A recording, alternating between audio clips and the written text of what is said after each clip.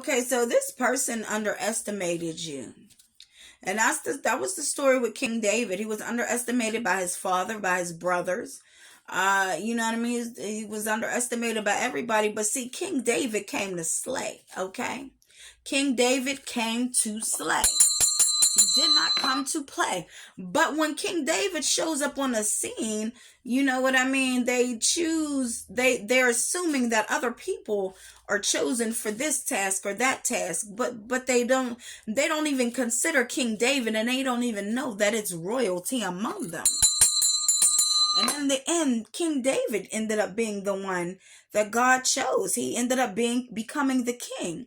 But everybody just knew him as David. They thought they knew him, but they didn't really know him.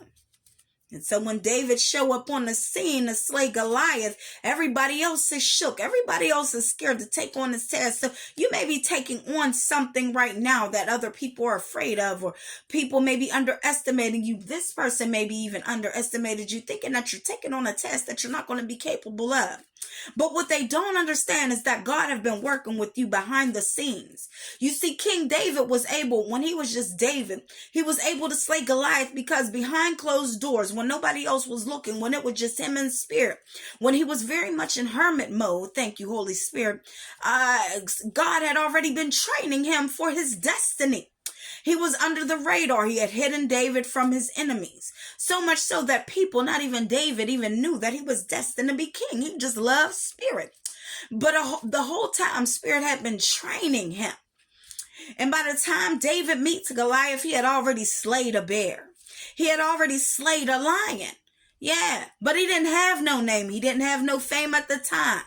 You know what I mean? Now, when you say King David, even those who don't even believe that there is a higher power, they may not even believe that there's a God, but they know who King David is.